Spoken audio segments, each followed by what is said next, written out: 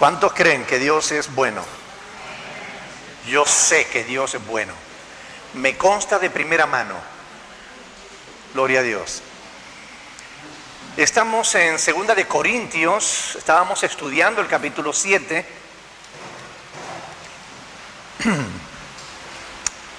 Y la semana pasada nos quedamos meditando en unos versículos que ya habíamos estudiado, en el capítulo 1, del 3 al 7, ¿verdad?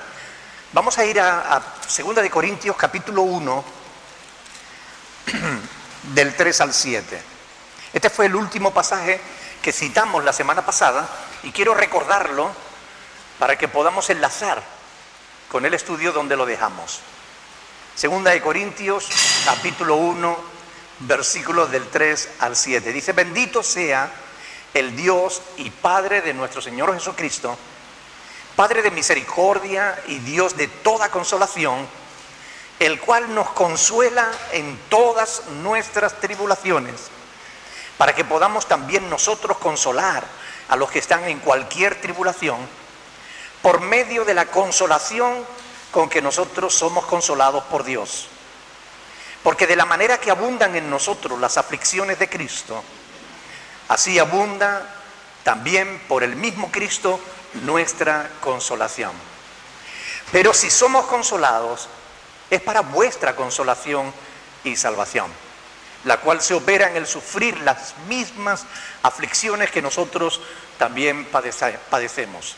Y nuestra esperanza respecto de vosotros es firme, pues sabemos que así como sois compañeros en las aflicciones, también lo sois en la consolación.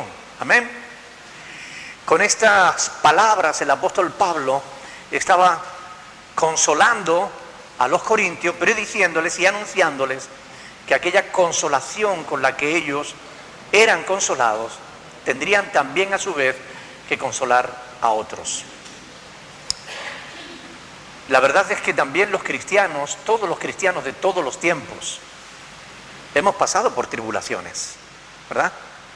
Por aflicciones, por situaciones difíciles. ¿Sí o no? ¿Sí?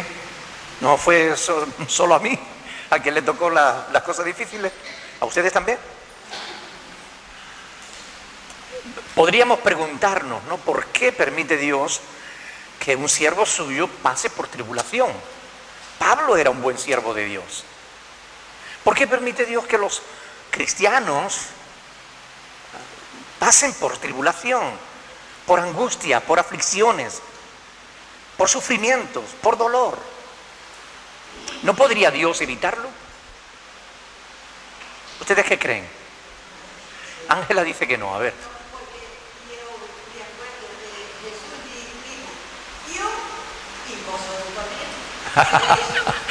Ángela dice que está recordando las palabras de Jesús, de que Él dijo: yo y también vosotros. Es decir, si a mí me han perseguido, vosotros también os perseguirán. Si el siervo no es mayor que su señor, ¿no? Si a mí me han perseguido, vosotros también os perseguirán. Cierto. Pero ¿podría Dios haberlo evitado? Sin duda, porque Dios es todopoderoso, ¿verdad? Ahora, ¿por qué entonces Dios no interviene y evita y quita todo el sufrimiento de sus hijos, de sus siervos? La verdad es que Dios podría, pero no lo hace por 3 razones importantes. Primero, si nosotros sufrimos, no es por causa de Dios. Dios no es el origen de nuestros problemas. Dios no es quien nos hace sufrir. Sufrimos por nuestras propias decisiones o por las decisiones de otros, pero no es por causa de Dios, y esto es importante tenerlo en cuenta para no confundirnos. Por otro lado, la segunda cuestión es que si Dios interviniera en cada asunto nuestro para evitarnos los problemas, los sufrimientos, entonces estoy seguro de que también nos quejaríamos de su intervención. Que si no nos deja hacer nada, que si no nos controla demasiado, porque el ser humano, ustedes saben, cuando está en verano, qué calor, ¿no? Y cuando está en invierno, y qué frío, ¿no? Y la que tiene el pelo rubio lo quiere moreno, y la que lo tiene moreno lo quiere rubio. La que lo tiene rizado lo quiere liso, y la que lo tiene liso lo quiere rizado. ¿Verdad que sí o no? No estamos nunca contentos con nada. Sea como sea, haga Dios lo que haga, siempre nos vamos a quejar. Pero Dios sabe lo que Él hace. Y siempre hace lo que es mejor para nosotros. Punto 3. Aunque Dios no es el causante de nuestros sufrimientos, Él usa ese sufrimiento en nuestro beneficio y en el beneficio de otros. Pues cuando nosotros sufrimos, también somos consolados. Acabamos de leerlo en la palabra, ¿verdad? Dios nos consuela. Y al consolarnos nosotros, nos capacita para que nosotros también podamos consolar a otros. Nos necesitamos mutuamente los unos a los otros. Miren, en todas las aflicciones por las que Pablo tuvo que atravesar, recibió consolación. En todas. Por eso dice Pablo en 2 de Corintios capítulo 7, que es en el versículo 4 donde nos quedamos, él dice, lleno estoy de consolación. Y justamente porque él había sido ampliamente consolado, ahora él podía consolar a los corintios. ¿Qué es lo que nosotros podemos aprender de este pasaje?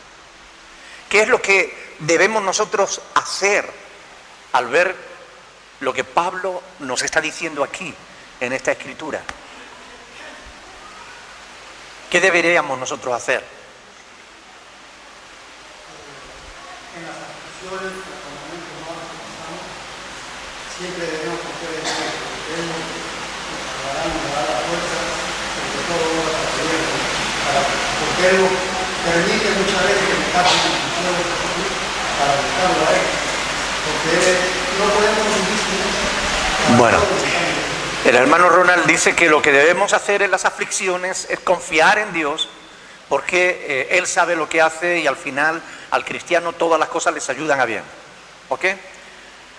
Ahora, fíjense que si decimos que a la luz de este pasaje, con lo que Pablo nos está diciendo, que con el consuelo con que nosotros somos consolados debemos consolar a otros, ¿no debemos practicar eso?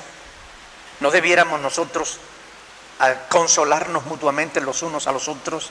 Si vemos que un hermano está afligido, ¿qué debemos hacer? ¿Juzgarlo? ¿Criticarlo? Ayudarlo.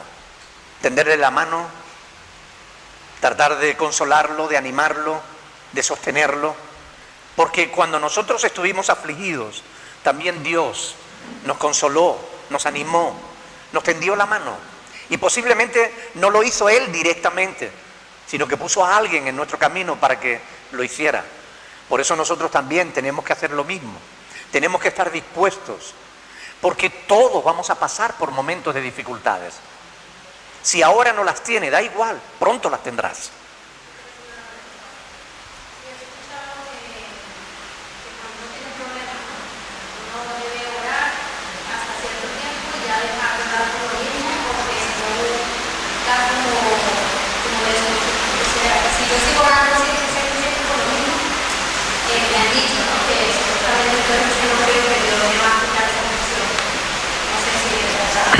Bueno, la hermana pregunta que cuando se está pidiendo por una cosa, que cuando se lleva mucho tiempo pidiendo por esa cosa, debe dejar de pedirlo, porque si no, es como si no confiara en que Dios le va a atender la oración. A ella le han enseñado eso. La Biblia dice lo contrario.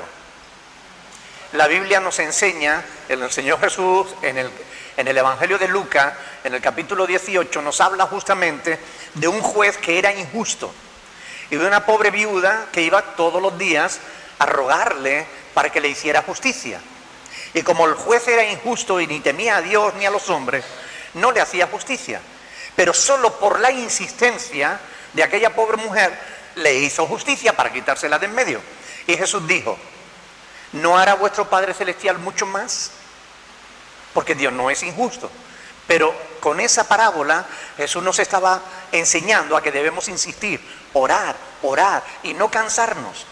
Porque dice también el apóstol Pablo, sean conocidas vuestras peticiones delante de Dios en toda oración y ruego con acción de gracias.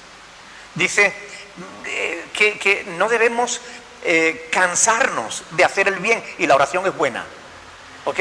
Porque a su tiempo segaremos si no desmayamos, ¿ok? Por tanto, yo creo que hay que insistir, si tenemos una necesidad, hasta que no la recibamos, tenemos que orar. Ahora podemos orar con gratitud. Señor, gracias porque yo sé que tú me escuchas. Gracias porque yo confío en ti. Yo sé que tú tienes poder para concederme lo que te estoy pidiendo, pero no sea mi voluntad sino la tuya. Porque lo que en algunas iglesias se enseña es que nosotros le tenemos que reclamar a Dios, porque Dios se comprometió al decir, pedid y se os dará. Y entonces nosotros tenemos que decir, Señor, porque tú lo has prometido y tú tienes que cumplir. Bueno, ¿cuándo se hace una reclamación? Cuando alguien tiene la obligación de darnos algo y no nos lo quiere dar. Pero eso nunca pasa con Dios. Primero, Dios no tiene ninguna obligación de darnos nada. No tenemos ningún mérito, ningún derecho para pedirle a Dios nada. Porque realmente nosotros como seres humanos, que somos pecadores, lo único que mereceríamos sería la condenación eterna. Sin embargo, Dios es bueno, es misericordioso, y no solamente perdona nuestros pecados, sino que permite a veces que nosotros seamos insistentes en nuestras peticiones, y Él quiere que lo seamos. Pero no podemos reclamarle a Dios. Le oramos, le rogamos, le suplicamos, porque Él es Dios todopoderoso y soberano. Nosotros somos simples criaturas. Dios no está a nuestro servicio. Nosotros debemos estar al servicio de Dios.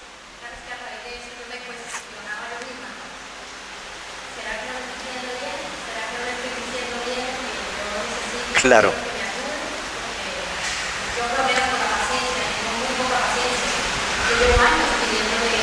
Algo.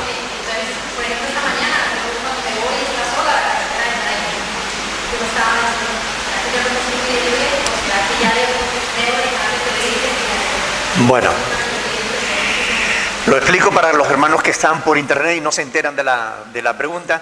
La hermana dice que se hacía esa pregunta, que realmente si estaba haciendo lo correcto o no con insistir o si tenía que dejar de insistir.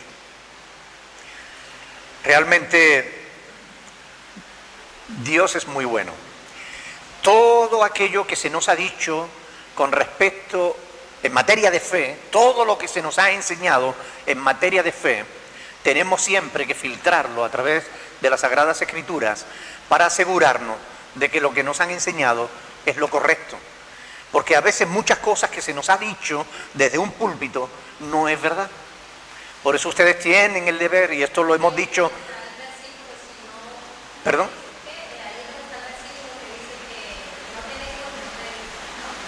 Ajá. Claro, el versículo de no tenéis porque no pedís se puede aplicar a esto, claro. Pero decía esto, ¿no? Que realmente lo hemos repetido muchas veces desde aquí, ¿no? Ustedes son responsables delante de Dios de lo que creen, porque ustedes tienen una Biblia y ustedes tienen al Espíritu Santo. Y ustedes tienen que filtrar todo lo que enseñamos, todo lo que predicamos, para ver si es correcto o no. Yo soy pastor, pero soy un hombre, y yo me puedo equivocar como te puedes equivocar tú. ¿Ok? Por tanto, es importante que se filtre siempre todo lo que se nos enseña, para ver si es de Dios o no es de Dios, si es verdad o no es verdad. Cuando filtramos nuestras enseñanzas a través de las Sagradas Escrituras, descubrimos si realmente viene de Dios o no. Y hay tantas y tantas cosas que no vienen de Dios y que circulan por las iglesias y por las redes sociales como si fueran mensajes de Dios, como si fueran palabras de Dios, y no lo son. Por eso es importante conocer la Escritura, y por eso cada jueves nosotros venimos a este lugar para escudriñar la palabra y profundizar en el conocimiento de la verdad. Amén. Bueno, más adelante el apóstol Pablo va a hablar aquí en el capítulo 7, en los versículos del 6 al 7, va a seguir hablando de la consolación. Pero eso lo veremos más adelante. Ahora seguimos en el versículo 4, cuando dice ahí, sobreabundo de gozo en todas nuestras tribulaciones. Sobreabundo de gozo en todas nuestras tribulaciones. Bueno, es normal gozarse cuando te toca la lotería, cuando las cosas te van bien, cuando, ¿verdad? Pero en las tribulaciones, gozarse en las tribulaciones. ¿Estaba Pablo loco o qué? Solo Pablo. Pero fíjese, ¿por qué Pablo se podía gozar en las tribulaciones? A ver, piensen, ¿por qué Pablo se podía gozar en las tribulaciones? Porque creía en Dios, porque era obediente al Espíritu Santo. ¿Perdón? Le estaba sirviendo de ejemplo a otros. Cecilia.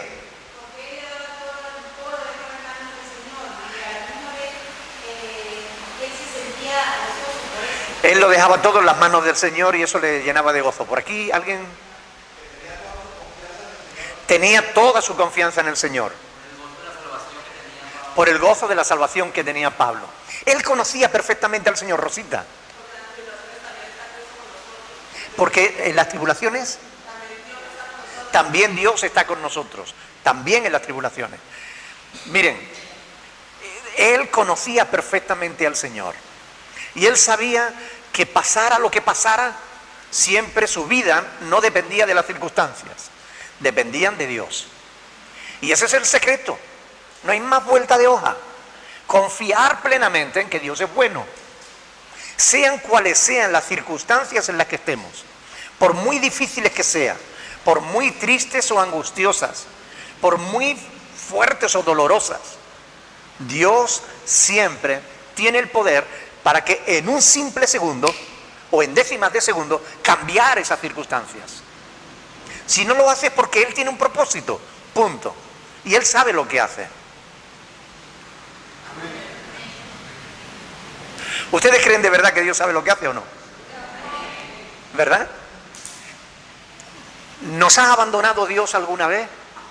¿Nos ha fallado Él? ¿Le fallamos nosotros? Aún sin querer, ¿verdad? Sin embargo, Él nunca jamás nos va a fallar. Nunca. Nunca nos va a fallar. En su momento, Dios obra y hace aquello justo que tiene que hacer en el justo momento. Lo que pasa es que a veces nuestros tiempos no son los mismos tiempos de Dios. Para Dios un día es como 1000 años. Y 1000 años como un día.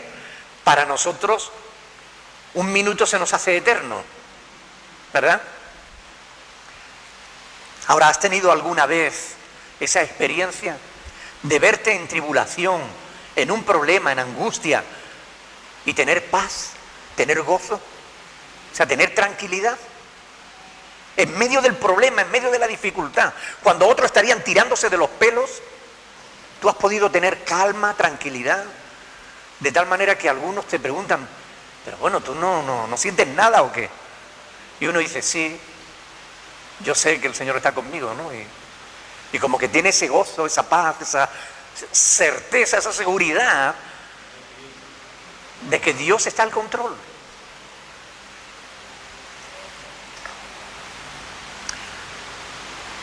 Hasta aquí hemos visto el problema de los corintios, hemos visto cómo Dios ha obrado en esta situación a través de la carta de Pablo, a través de la intercesión de Tito. Hemos visto el arrepentimiento de la iglesia de Corinto, hemos visto el gozo de Pablo. Es como si se estuviera llegando a un cierre feliz, ¿no? A un cierre feliz de un mal capítulo. La pregunta es, ¿hubiera sido posible esto? ¿Hubiera sido posible el gozo de Pablo, el arrepentimiento de los corintios? ¿Hubiera sido posible todo esto si Pablo no hubiera hecho lo que hizo? Si Pablo no les hubiera escrito una carta clara, directa, dura, que al principio les hizo tambalearse, pero que después les llevó al arrepentimiento. Si Pablo no hubiera escrito esa carta, ¿hubieran llegado a este final feliz? Yo creo que no. Yo creo que no. Sinceramente yo creo que no. Lo que pasa es que, como dice el libro de los Hebreos, ¿verdad? Ninguna disciplina en el momento es motivo de gozo, ¿verdad? El que es disciplinado, al que le llaman la atención, al que lo corrigen, en ese momento no le gusta, no le agrada, ¿verdad? ¿Alguna vez te han tenido que corregir? ¿Cómo te has sentido? Se siente mal, ¿no? ¿Verdad? Pero dice Hebreos que después da fruto apacible de justicia a los que en la disciplina son ejercitados.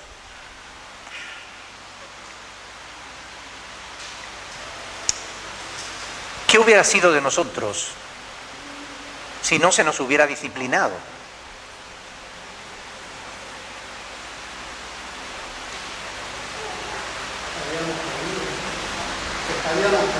Estaríamos perdidos. Descarriados.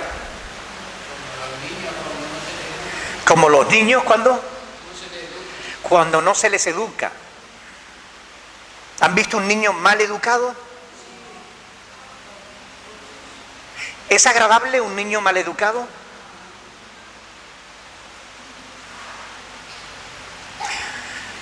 Curiosamente, actualmente hay muchos padres que son contrarios a corregir a los niños. Creen que los pueden traumatizar, porque ese es el mensaje que han recibido de la psicología humana, de la ciencia del hombre. No castigues a tu hijo, que lo puedes traumatizar, le puedes crear un trauma.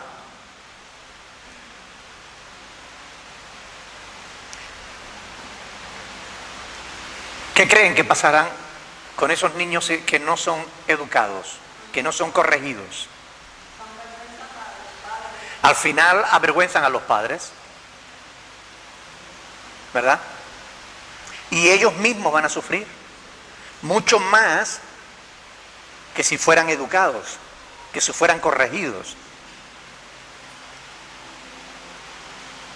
Lo malo no es que eso ocurra, ¿no? Que vemos que ocurre. Muchas familias no educan a los hijos.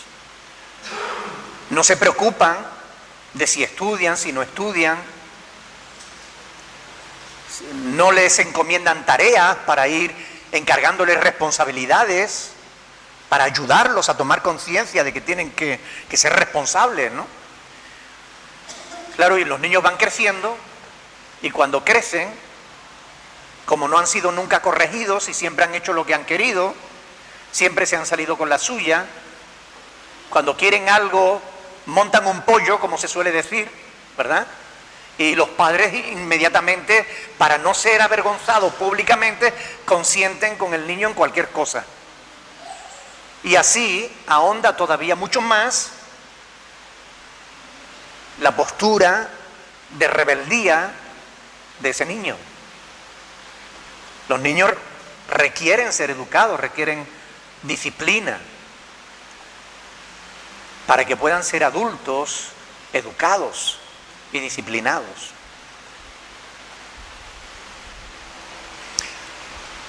Decía que lo malo no es que esto ocurra en alguna familia. Lo peor es que ocurra también en familias que son cristianas. Se ve todavía peor, ¿no? Un padre cristiano que no corrige a sus hijos.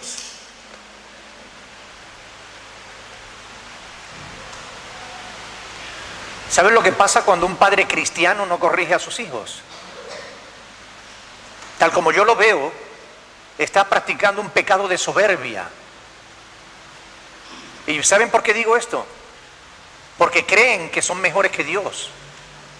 Dios dice que Él, al que ama, corrige, disciplina. No, yo a mis hijos no. Yo a mis hijos no. Vamos a leer algunos proverbios. Proverbios capítulo 13, versículo 24. Les aseguro que este estudio ya lo tenía preparado, lo digo para que nadie piense ahora que lo estoy haciendo por nadie en particular. Proverbios capítulo 13, versículo 24. El que detiene el castigo, ¿qué dice? Lo hace por amor. ¿No dice ahí? ¿No? El que detiene el castigo a su hijo aborrece, mas el que lo ama desde temprano lo corrige.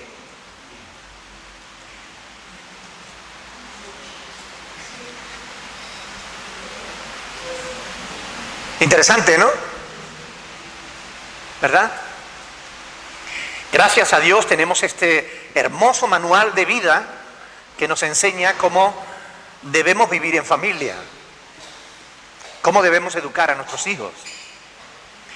Hay hijos que cuando llegan a la adolescencia creen que ya saben todo lo que necesitan saber.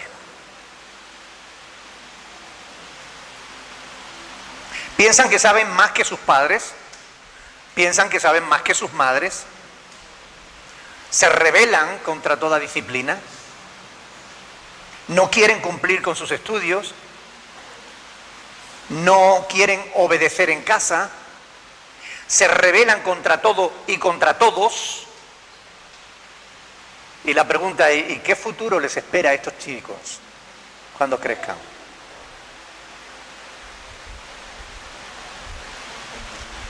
Yo se lo voy a decir, se lo voy a decir con un proverbio. Proverbio capítulo 29.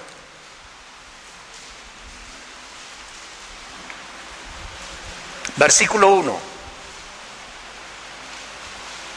Proverbios 29, 1.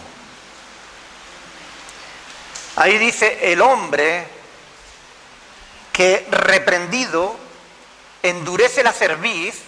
Usted sabe lo que es la cerviz, ¿verdad? Se pone tenso y de repente será ¿qué? Quebrantado. ¿Y qué pasará? No habrá para él medicina. Y si esto pasa con los hombres, ¿qué pasará con los muchachos? O con las muchachas. Fíjese en el versículo 15. La vara y la corrección dan sabiduría, mas el muchacho consentido avergonzará a su madre, y a su padre, y a su abuelo, y a su abuela, y al vecino, y pare de contar. En cambio, el hijo que escucha, la hija que obedece, que recibe los consejos, dice en Proverbios capítulo 4, versículo 10, fíjense lo que pasa con los que son obedientes, con los que reciben los consejos que se les da. Oye, hijo mío, y recibe mis razones. ¿Y qué dice?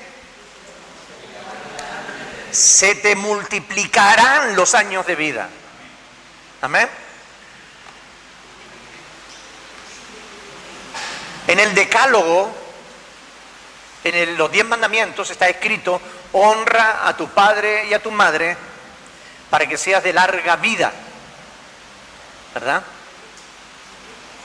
Y esto es muy importante para unos y para otros, para padres y para hijos. Está escrito el Proverbio 19, versículos del 2 al 3. Proverbio 19, del 2 al 3.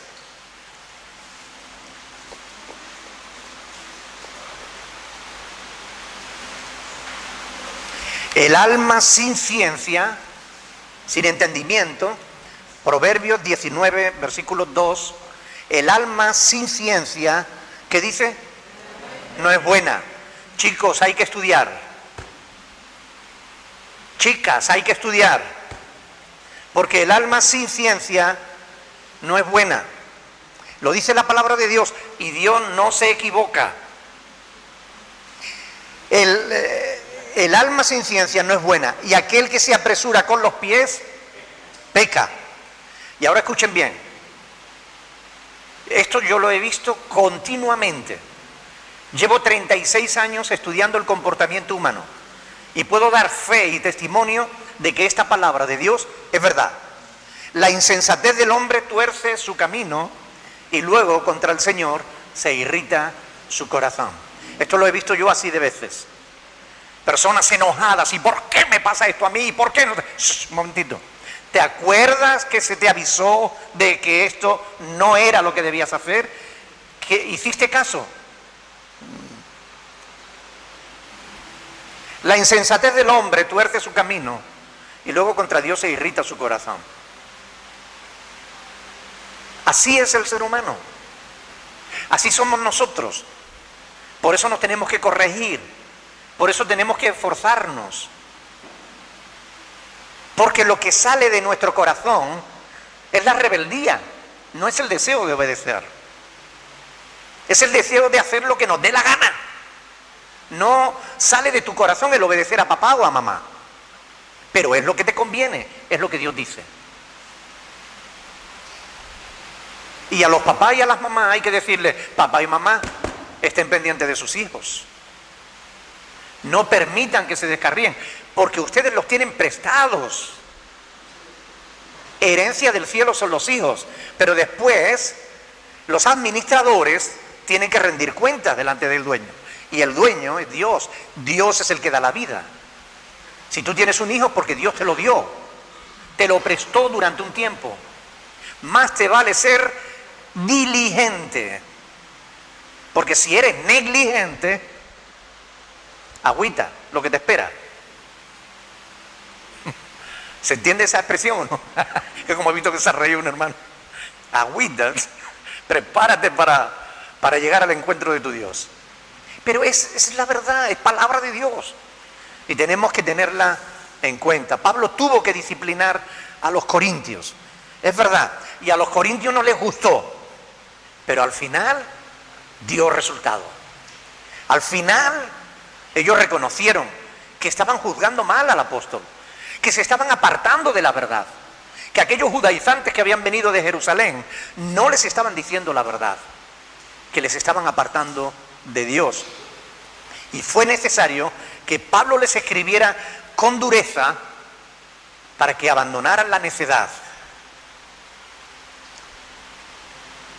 No se pueden imaginar lo que se formó esta semana con una frasecita que yo puse en el Facebook, ¿no? Cuando dije que las redes sociales están llenas de idiotas que se consideran, bueno, que hacen alarde de su... presumen de un conocimiento que no tienen. Y por usar la palabra idiota, se me cayó el cielo encima. Yo la usé en la acepción que tiene en el diccionario. Un idiota es una persona que tiene poco conocimiento. Es una persona soberbia que cree saber más de lo que sabe. Eso es lo que significa un idiota. Por cierto, es lo mismo, es un sinónimo de la palabra necio. Y la palabra de Dios está llena de la palabra necio. El hombre que no obedece a Dios es un necio. El hombre que se enaltece es un necio. Ya, porque al final acabará humillado, ¿verdad? Pero al margen de esto, si Pablo no hubiera corregido con toda claridad a los corintios, todavía hubieran seguido en sus treces, en sus pecados. Rosita, adelante. Vale, de la palabra indígena, ¿no? Yo no es algo que debe conocerse también. Claro, por eso precisamente, porque las redes sociales son internacionales, antes de criticar, alguien debería decir, preguntar, hermano, ¿en qué sentido la usas? Porque a lo mejor esa misma palabra en otro país significa otra cosa, ¿vale? Pero deberían preguntar, antes de hacer un juicio, demostrando que es un idiota.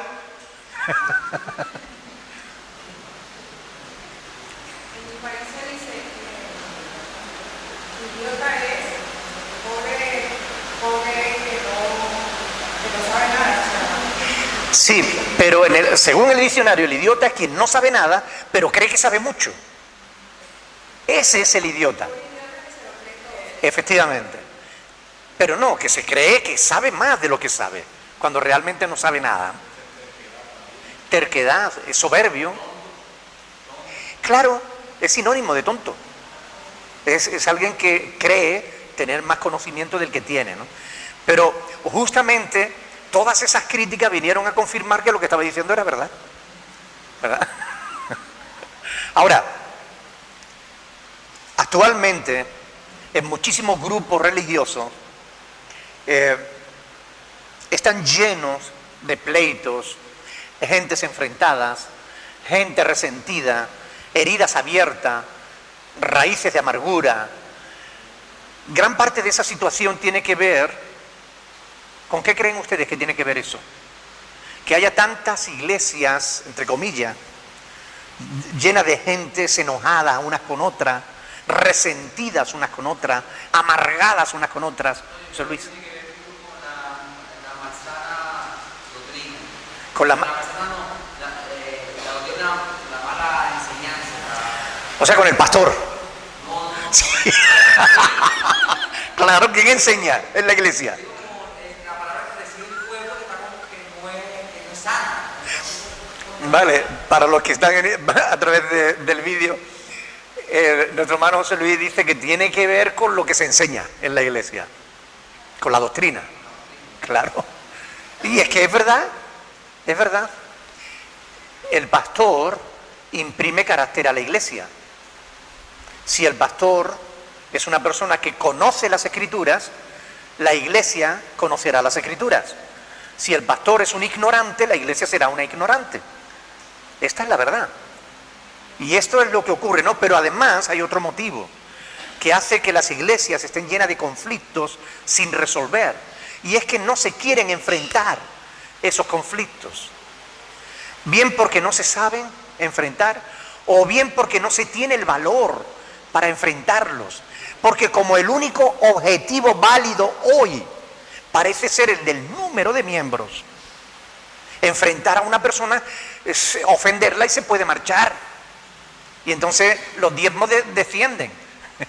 Y no nos conviene que se vaya, déjalo estar ahí. Pero es que está en pecado. Bueno, tú mira tu vida, no mire la de él. Pablo no se conformó con ver a la iglesia de Corintio en problemas. Le escribió, los corrigió, los enfrentó con su pecado. Y esto es importante. Cuando una persona está andando mal, hay que corregirla.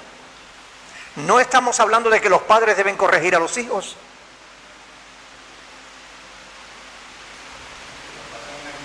Pues en la iglesia también necesitamos corrección. En la iglesia también necesitamos disciplina.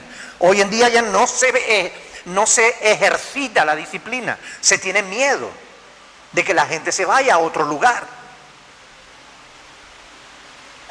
Y creo que eso es un error terrible.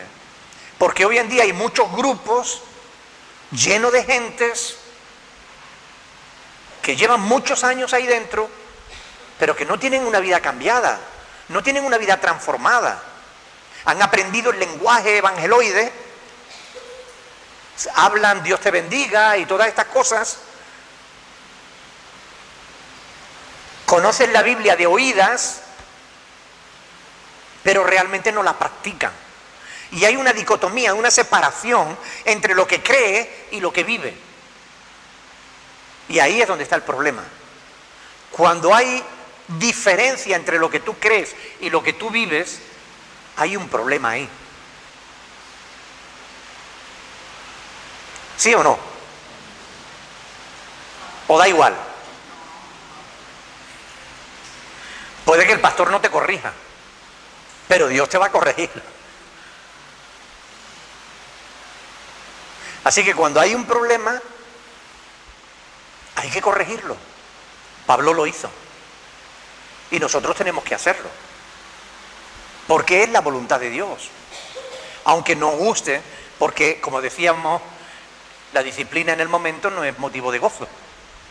pero después produce frutos si la aceptamos.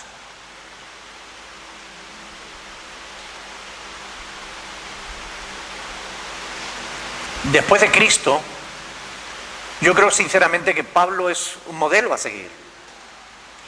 Fíjese lo que él mismo dice en 1 Corintios 11:1. 1 Corintios capítulo 11, versículo 1.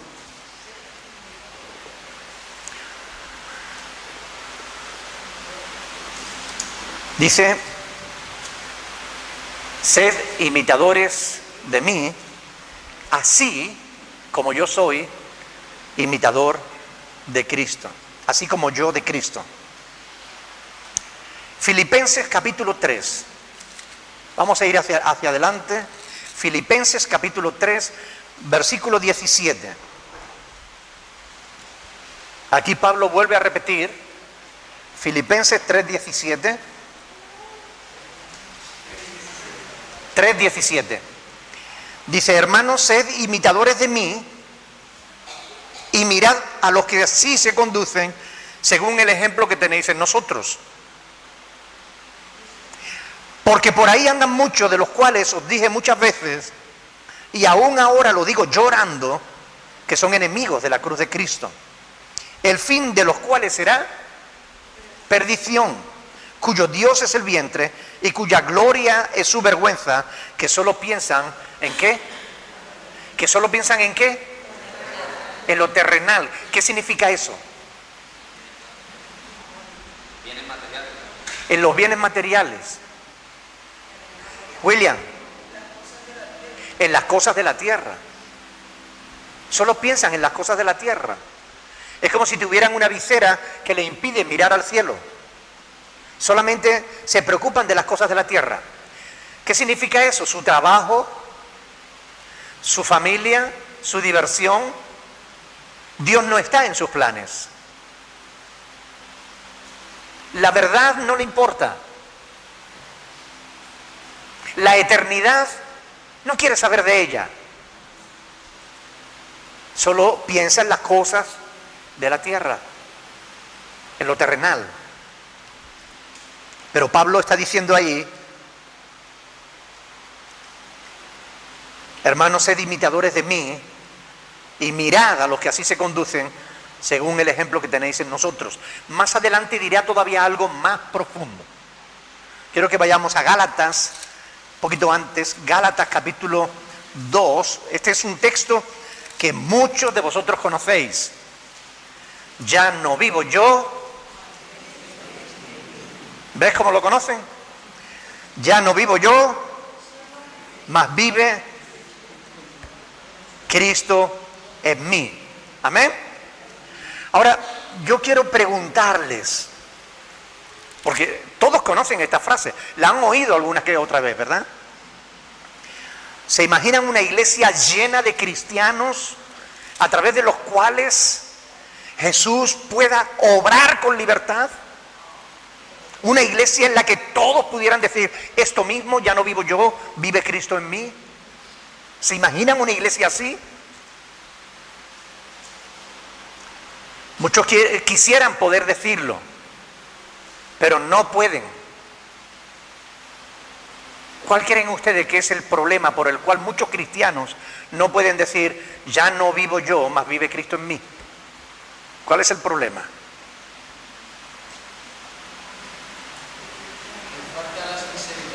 Le falta sinceridad. Que Cristo no es el Señor de su vida.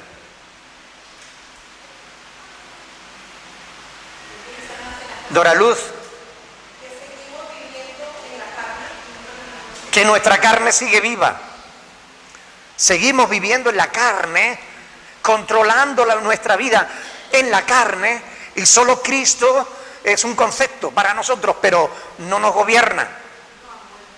No hemos muerto a la vieja vida, seguimos vivos. No podemos decir ya no vivo yo, porque todavía vivo yo. Yo estoy al control, yo tomo las decisiones, yo hago lo que me da la gana, no la voluntad de Dios. Yo tomo mis decisiones. Claro. Miren, ¿Dónde está la clave de la victoria en la vida cristiana? ¿Cuál es la clave que nos da la victoria en la vida cristiana? La fe. Morir al viejo hombre.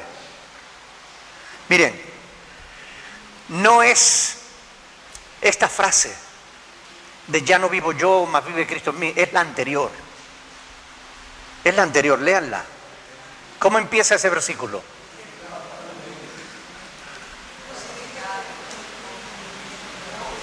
Con Cristo estoy juntamente crucificado. Y ya no vivo yo, mas vive Cristo en mí. Cristo no va a vivir en mí a menos que yo, el viejo yo, quede crucificado en la carne. Esa es la cuestión. Con Cristo estoy juntamente crucificado. Nos tenemos que identificar con el Cristo crucificado. Decir, así como Cristo murió, yo morí. Es lo que decimos a través del bautismo. Así como Cristo fue sepultado, yo lo fui también en las aguas. Y así como Cristo resucitó a una vida nueva, yo también he nacido a una vida nueva. Y ya no vivo yo, mas vive Cristo en mí. Esa es la clave de la vida, de la victoria en la vida cristiana. Sin cruz no hay vida de Cristo en nosotros. Sin lucha no hay victoria. Sin muerte no hay resurrección. El cristianismo sin Cristo es un fraude. Un evangelio sin cruz es una pantomima. Es un engañabobo. Un evangelio sin cruz lleva a la gente al infierno. El evangelio está centrado justo en la cruz de Cristo. O mueres con Cristo en la cruz para tener la posibilidad de vivir una vida nueva, no ya viviendo tú, sino Cristo en ti, o tú no eres un verdadero cristiano, así de simple. No hay vuelta de hoja.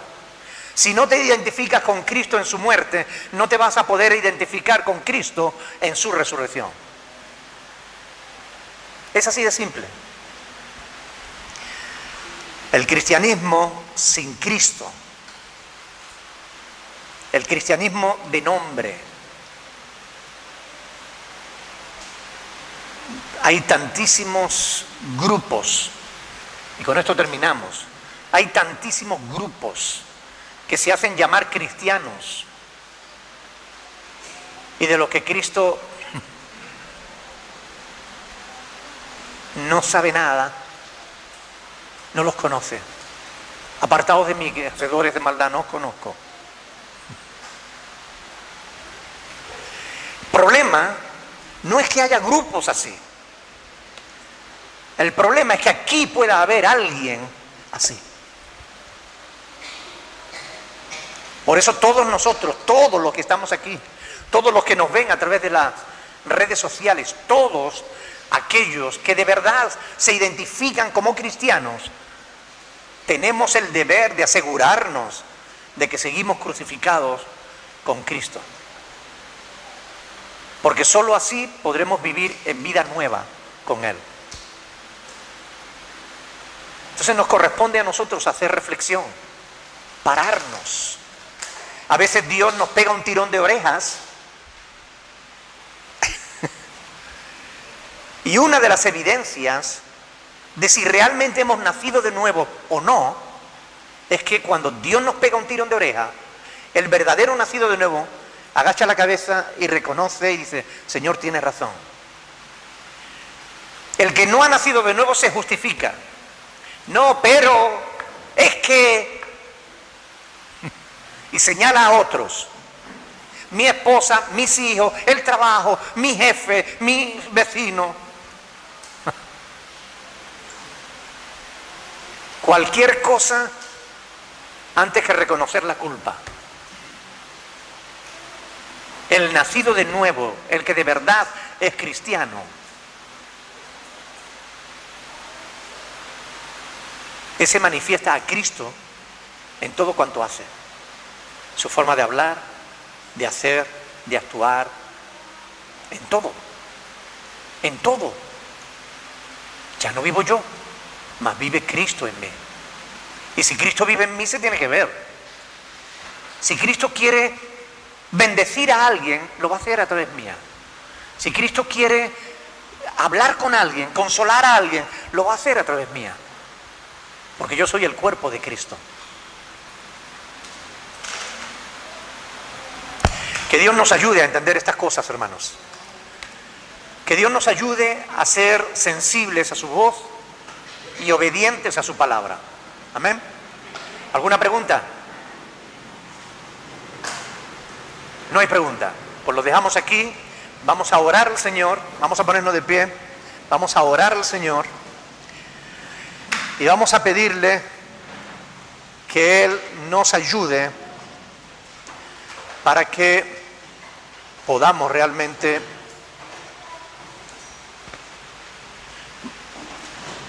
mantenernos muertos en la cruz para que Cristo pueda vivir en nosotros. Demos gracias al Señor, hermanos, por su palabra y pidamos a Dios que nos ayude a ponerla por obra.